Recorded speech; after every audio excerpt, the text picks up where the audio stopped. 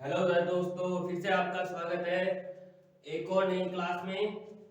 मैं आपका अपना पंकज में अपने सभी स्टूडेंट्स का स्वागत करता हूं। ठीक है, जैसा कि अपन ने लास्ट क्लास में पढ़ रहे थे, लास्ट क्लास में अपन लोग पढ़ रहे थे एक्सरसाइज 10.2 के बारे में, जिसमें कुछ इंपॉर्टेंट बातें थी जो मैंने आपको कहा था बार बार की याद रखें।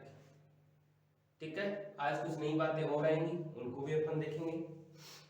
तो शुरू करते हैं। उससे पहले मैं आपको कुछ चीजें बता दूं, आपको किन किन बातों का पता होना चाहिए। मेन दो इंपॉर्टेंट बातें हैं इसकी।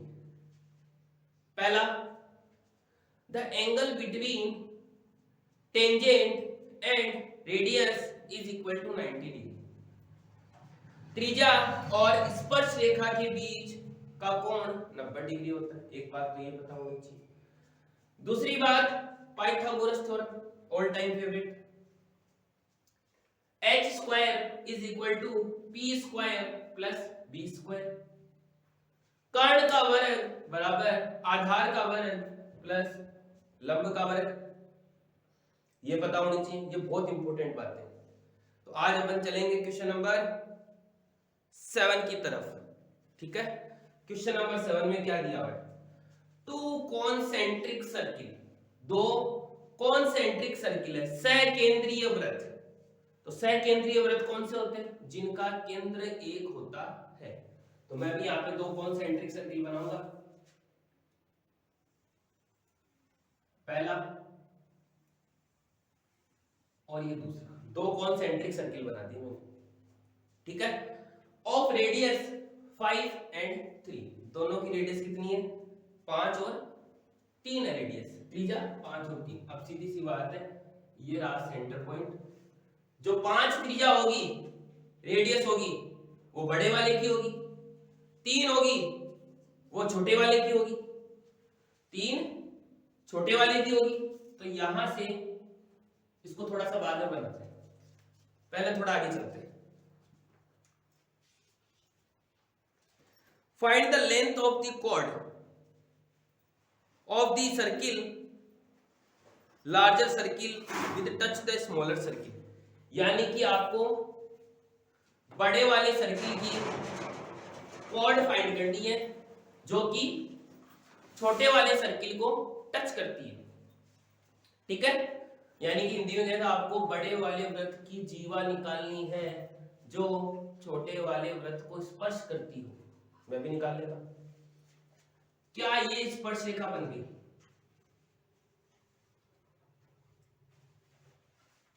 ये स्पर्श रेखा, ये जीवा, ये जीवा या कॉर्ड बन गई है जो कि छोटे वाले सर्किल को, वृत्त को टच कर रही है, स्पर्श कर रही है। तो ये मुझे इसकी लेंथ या लंबाई मुझे ज्ञात करनी है। शुरू करते हैं। क्या यहां से लेकर यहां तक बड़े वाले सर्किल की रेडियस है, त्रिज्या कितनी हो गई? 5। क्या यहां से लेकर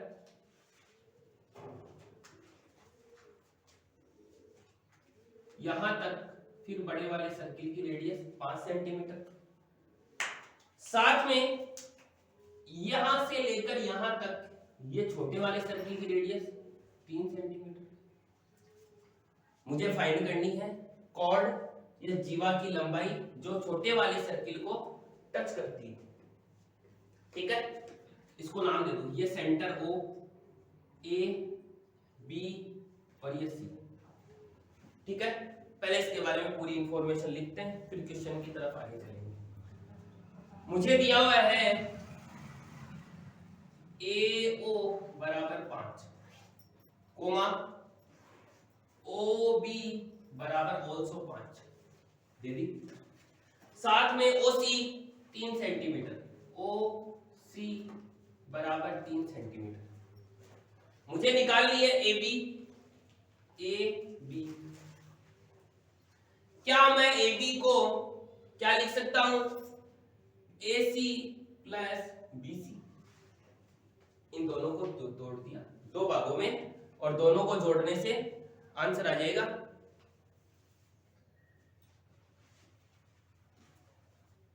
ठीक है, तो शुरू करते हैं इसको। क्या ये जो AC है, AC क्या ये टेंजेंट है स्पर्श रेखा? स्पर्श रेखा। क्या ये जो BC है, क्या ये भी टेंजेंट है?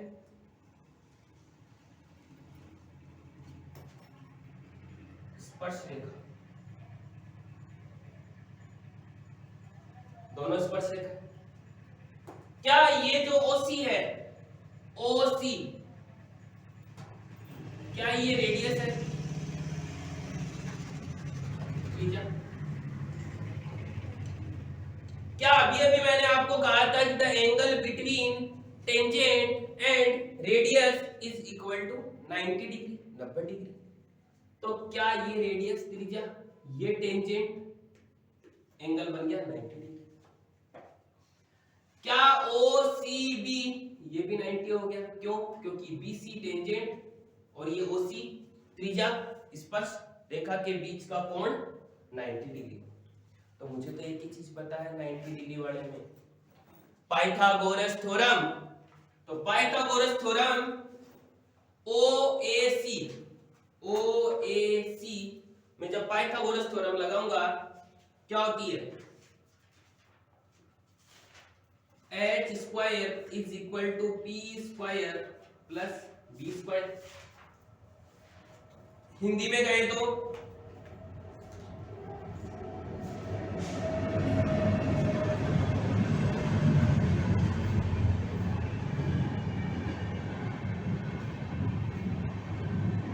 आधार का वर्ग। क्या h का जो मान है, करंट का मान, क्या वो 5 है? क्योंकि 90 के सामने बन रहा है।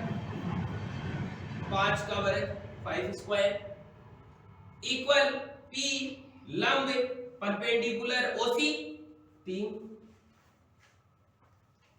प्लस आधार बेस AC टेंजेंट।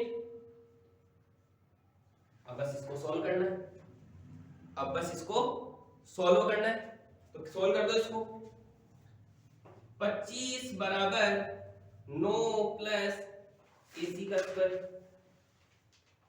9 को इधर ट्रांसफर कर दो। 25 minus 9 is equal to AC square. यहां से माइनस किया 16 इक्वल टू AC का होल स्क्वायर। थोड़ा अच्छे से लिखो, AC स्क्वायर बराबर 16, AC बराबर रूट 16 और AC बराबर 4। यह आ गया मेरे पास, AC का मान 4 आ गया। AC 4 आ गया मतलब आधी कोण आ गई, आधी जीवा, एक टेंजेंट आ गई मेरे पास। और हमें पता है इन दोनों टेंजेंट को ऐड करते ही ये बड़े वाले सर्किल के लिए कॉर्ड जीवा बन जाएगी। तो यहां से शुरू करते हैं फिर नेक्स्ट के लिए। नेक्स्ट त्रिभुज OCB, OCB वही पाइथागोरस थ्योरम, h स्क्वायर बराबर p square plus b square. कर्ण का वर्ग बराबर लंब का वर्ग प्लस आधार का वर्ग, लिख दिया। फिर 90 के सामने 5 कर्ण हाइपोटेनियस 5 स्क्वायर बराबर p परपेंडिकुलर लंब 3 OC प्लस आधार B बेस BC। बस अब इसको सोल्व करना है। सोल्व करते ही आंसर आ जाएगा। यहां 25 इक्वल 9 प्लस BC स्क्वायर। यहां से 25 ये इधर आएगा, माइनस का 9 इक्वल BC स्क्वायर माइनस किया 16 इक्वल BC स्क्वायर, तो BC बराबर रूट 16 और 16 या 16 का वर्गमूल कितना होता है रूट 4, ये आ गया 4। मतलब दूसरी टेंजेंट BC भी आ गई मेरे पास, AC मैं पहले से निकाल चुका और दोनों को मिलाऊंगा तो AB कॉर्ड बन जाएगी, जीवा बन जाएगी। मतलब AB बराबर AC प्लस BC, मतलब AB बराबर 4 प्लस 4 इक्वल 8। मतलब कॉर्ड क्या आ गई मेरे पास, जीवा बराबर 8 आ गई बड़े वाले सर्किल के लिए। ये आ गया मेरा आंसर, सिंपल सा। स्टेप बाय स्टेप अपन काम करेंगे, सारे आंसर आ जाएंगे। समझेगी नहीं तो फटाफट इस क्वेश्चन को अच्छे से देखें, समझने की कोशिश करें, फिर अपन चलेंगे नेक्स्ट क्वेश्चन की तरफ।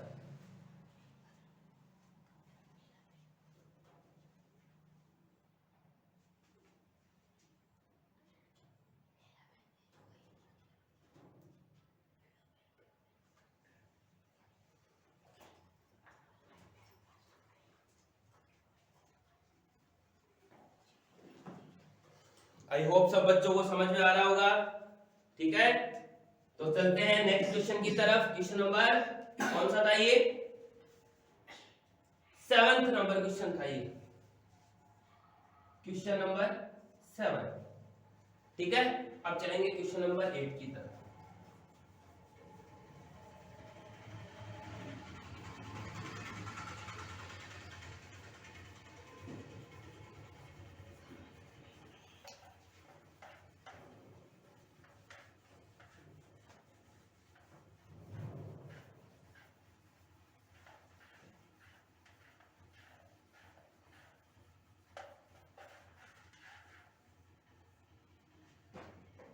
क्वेश्चन नंबर 8 की तरफ डायग्राम मुझे पहले से दिया हुआ है, मैं भी बना देता हूं डायग्राम इसका।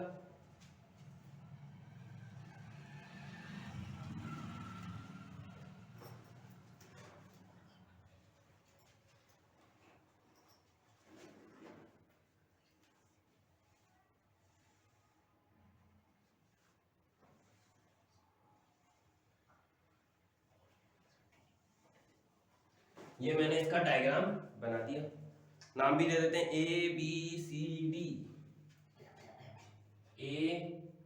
ABCD,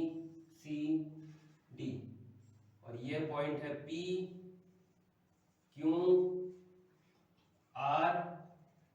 और S, ठीक है, PQRS, ठीक है। मुझे ये फिगर गिवन है, मुझे प्रूफ क्या करना है, AB plus CD to prove सिद्ध करना है मुझे।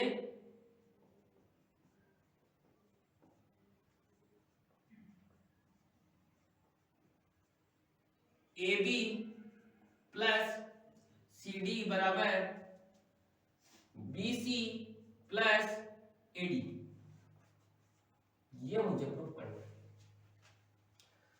बहुत ही अच्छा क्वेश्चन है। अगर ये क्वेश्चन आपको समझ में आ गया तो उसके बाद क्वेश्चन नंबर जो 11 है वो भी सेम टू सेम ही है। तो अपन क्या करेंगे, क्वेश्चन नंबर 8 के बाद सीधा 11 करेंगे, क्वेश्चन नंबर 8 के बाद सीधा 11 करेंगे, क्योंकि दोनों एक जैसे ही हैं। थोड़ा सा आगे बढ़ाना है बस, इस क्वेश्चन को आगे बढ़ाते ही आप क्वेश्चन नंबर 11 का आंसर भी प्राप्त कर लोगे। शुरू करें। आप मुझे ये बताओ, क्या ये जो पॉइंट है, क्या ये पॉइंट ऑफ कांटेक्ट है, स्पर्श बिंदु?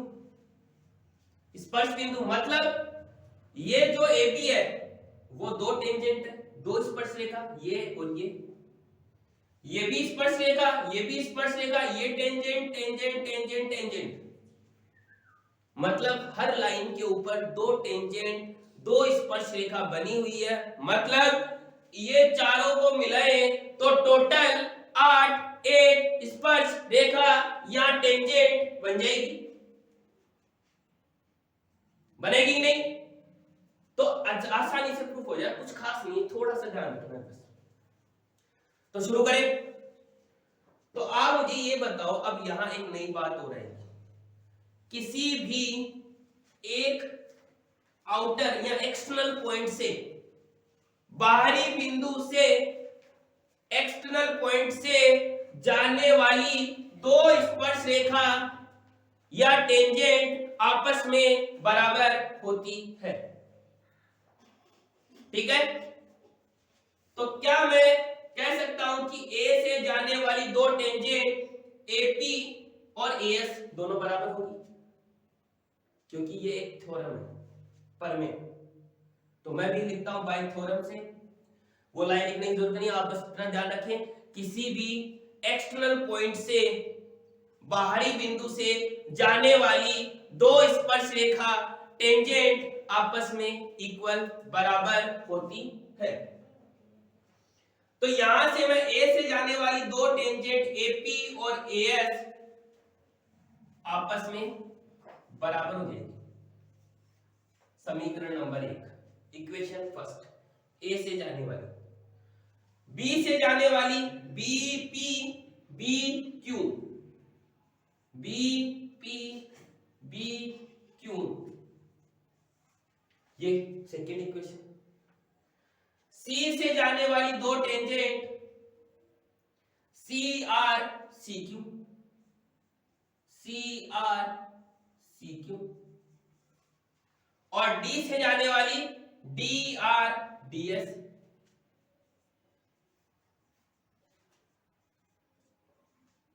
चार, ये चारों मेरे पास आ गए, क्योंकि किसी बाहरी बिंदु एक्सटर्नल पॉइंट से जाने वाली दो स्पर्श रेखा टेंजेंट आपस में इक्वल होती है। लिख दिया। अब क्या करेंगे, चारों इक्वेशन को ऐड कर दो, चारों इक्वेशन को ऐड करते ही आंसर आ जाएगा, जोड़ दो चारों के चारों को। अब कभी ऐसी इक्वेशन हो, ऐसी समीकरणें हो, वो कैसे जुड़ती है, एलएचएस एलएचएस में जुड़ेगा, आरएचएस आरएचएस में जुड़ेगा, दायां भाग अलग जुड़ेगा, बायां भाग अलग जुड़ेगा। तो मैं भी करता हूं, ऐड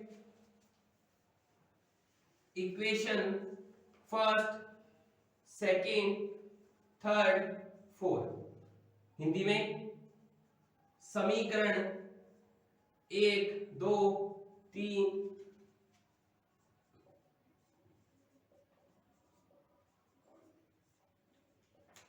जोड़ने पर चारों को जोड़ो।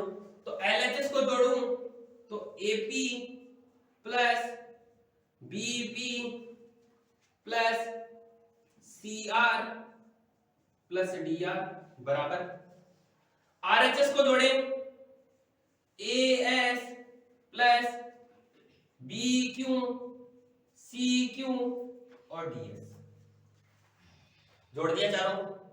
अब बस एक स्टेप और आएगी, बस आप मुझे ये बताओ, एपी और बीपी दोनों जुड़ेगी तो क्या बनेगी, ये रहा एपी और ये रहा बीपी, एपी और बीपी दोनों को जोड़ेंगे,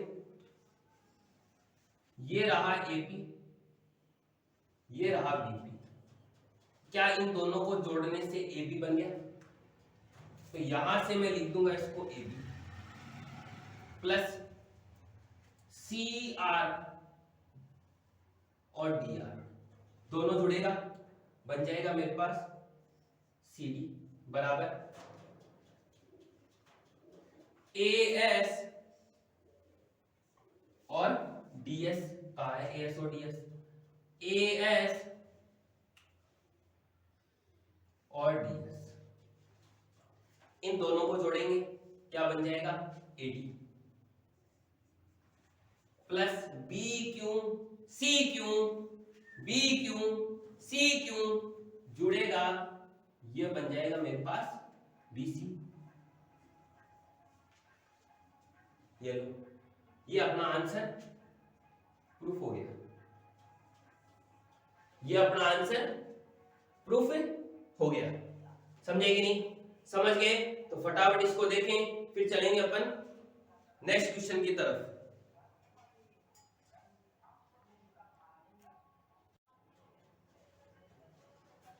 तो फटाफट इस क्वेश्चन को देखें और उसके बाद चलेंगे अपन नेक्स्ट क्वेश्चन की तरफ।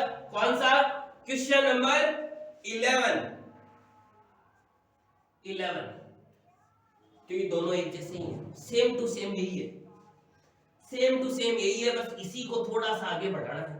2-4 स्टेप लिखते ही आंसर आ जाएगा। ठीक है, फटाफट इसको देखें, फिर चलते हैं नेक्स्ट क्वेश्चन नंबर 11 की तरफ।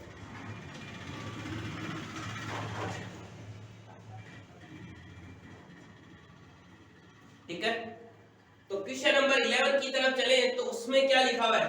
Prove that the parallelogram circumscribing a circle in a rhombus, यानी कि एक वृत्त के चारों तरफ का समलंब चतुर्भुज समचतुर्भुज होता है।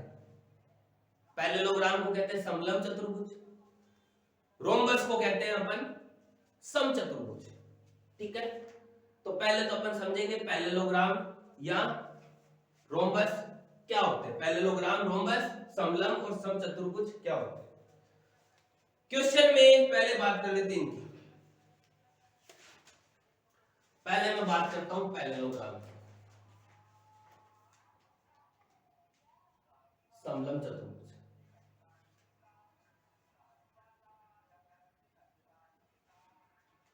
पैरेललोग्राम, समचतुर्भुज, समलंब चतुर्भुज। एक समलंब चतुर्भुज बनाते हैं पैरेललोग्राम ABCD। किसी भी पैरेललोग्राम में ऑपोजिट साइड हमेशा आपस में इक्वल होती है। मतलब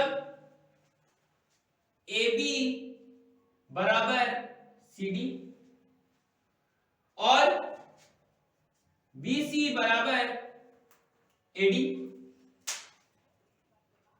BC बराबर AD। ये प्रॉपर्टी या गुणधर्म होता है किसका? पैरेललोग्राम, समलंब चतुर्भुज का। ठीक है, फिर बात करते हैं रोम्बस की। रोम्बस समचतुर्भुज क्या होता है? समचतुर्भुज, रोम्बस फिर से बनाते हैं।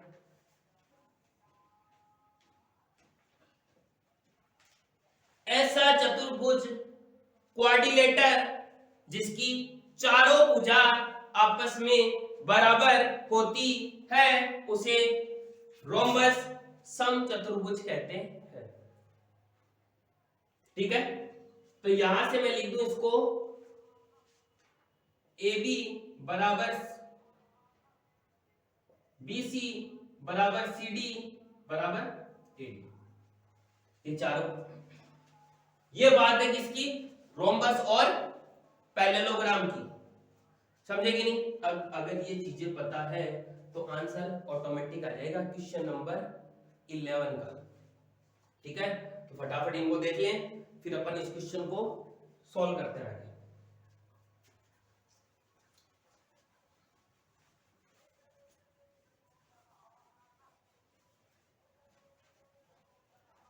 तो क्वेश्चन को करते हैं, क्वेश्चन नंबर 11।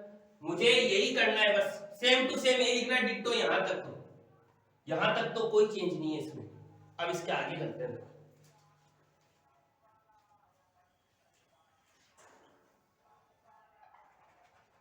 क्वेश्चन नंबर 8 मैंने प्रूफ कर दिया है, 11 प्रूफ कर देते हैं। ठीक है, क्वेश्चन नंबर 11। आप मुझे बताओ, क्वेश्चन में ये गिवन है पैरेललोग्राम, तो मुझे गिवन दिया गया है। अब इसको हटा देते हैं भाई 8 को, क्वेश्चन नंबर 11 कर देते हैं। ठीक है, मुझे दिया गया है ABCD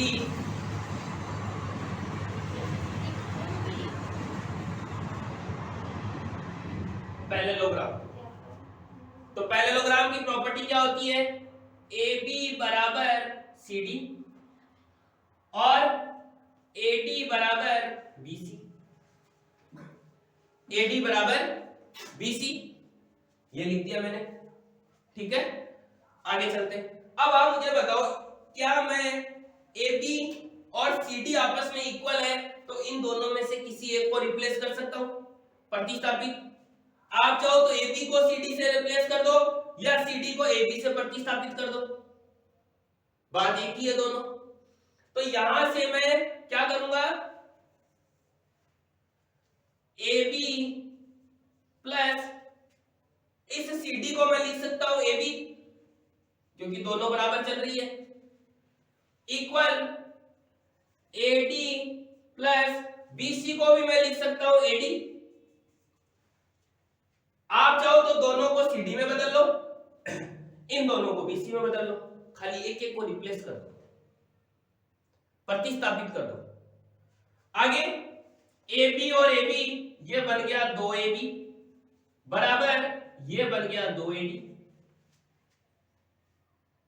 एलएचएस आरएचएस में जो सेम होता है वो कट जाता है आपस में, कैंसिल आउट हो जाता है, तो 2 इधर मल्टीप्लाई में 2 इधर मल्टीप्लाई में कैंसिल आउट हो गया। मतलब ए बी बराबर ए डी आ गया मेरे पास, आ गया। अब मुझे इसको रोम्बस प्रूफ करना है, मतलब चारों साइड क्वाड्रिलेटर की इक्वल होनी चाहिए रोम्बस के लिए, समचतुर्भुज के लिए।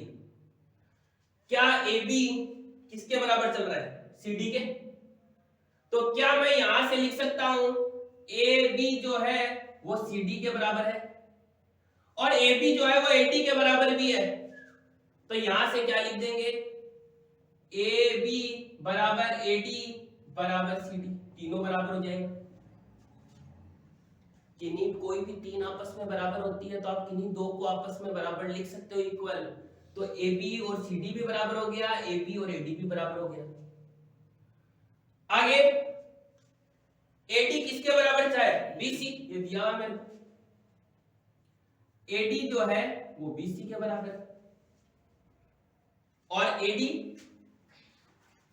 बी सी के बराबर, तो यहां लिख दो ए बी बराबर सी डी बराबर ए डी बराबर बी सी, चारों भुजा बराबर आ गई, चारों साइड आपस में बराबर आ गई, तो मतलब A B C D is rhombus, समचतुर्भुज।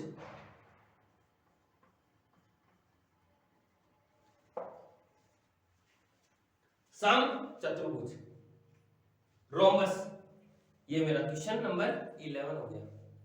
बहुत अच्छा क्वेश्चन है, इस बार इस क्वेश्चन के आने के चांसेस हैं, इसके 99% इसके चांसेस क्वेश्चन के आने के होगा, तो क्वेश्चन नंबर 11 आ जाएगा, नहीं क्वेश्चन नंबर 8 आ जाएगा, दोनों सेम ही है। पहले क्वेश्चन नंबर 8 को प्रूव कर दिया यहां तक, और इसी क्वेश्चन को आगे बढ़ाते हुए ये क्वेश्चन नंबर 11 आ गया यहां पर, यानी पहले यहां से लेकर यहां तक प्रूफ करेंगे तो क्वेश्चन नंबर 8 प्रूफ हो जाएगा, वापस यहां से यहां तक प्रूफ करेंगे तो ये क्वेश्चन नंबर 11 प्रूफ हो गया। समझे कि नहीं? तो आज के लिए बस इतना ही, मिलते हैं आपको नेक्स्ट क्लास में एक और नई अच्छी क्लास के साथ, ठीक है? तो आज बस इतना ही पढ़ेंगे, मिलते हैं आपको नेक्स्ट वीडियो में। वीडियो अच्छी लगे तो लाइक शेयर सब्सक्राइब करना ना भूलें, ज्यादा से ज्यादा शेयर करें अगर आपको समझ में आया है तो। वीडियो अगर अच्छी लगे तो शेयर करें ताकि हमें भी थोड़ा सा कॉन्फिडेंस मिले, ताकि हम आपके लिए और अच्छे से मेहनत करके और अच्छी वीडियो लेके आए, ठीक है? पहले आप लोग थोड़ा सपोर्ट करें, फिर एक दिन आपको अपने बारे में बताएंगे, ठीक है? काफी दिनों से आपको अपने बारे में बताया नहीं है, तो जैसे ही थोड़ा सा आपकी तरफ से, बच्चों की तरफ से थोड़ा हमें कॉन्फिडेंस मिलेगा तो मैं अपने बारे में अपना इंट्रोडक्शन दूंगा फिर आपको, कि मैं कौन हूँ, क्या है, क्या मेरी क्वालिफिकेशन है, क्या मैंने पढ़ा हुआ है कि नहीं?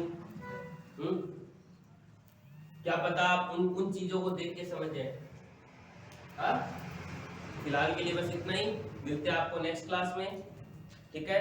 तब तक के लिए इतना ही कहेंगे आपको, अपने मम्मी पापा की अच्छे से सेवा करें, उनको खुश रखें जीवन भर। जितना ज्यादा आप उनको खुश रखेंगे उतना ही आपके लिए बेस्ट है। वो खुश है तो सब कुछ खुश है। और जिन बच्चों का पढ़ाई में मन नहीं लगता, वो उनको खुश रखने की कोशिश करें। अगर वो खुश हो जाएंगे, वो खुश रहने लगेंगे, मतलब आप अपने आप आपका मन पढ़ाई की तरफ डाइवर्ट हो जाएगा, आप सब कुछ करने लग जाएंगे, ठीक है। तो मिलते हैं नेक्स्ट क्लास में।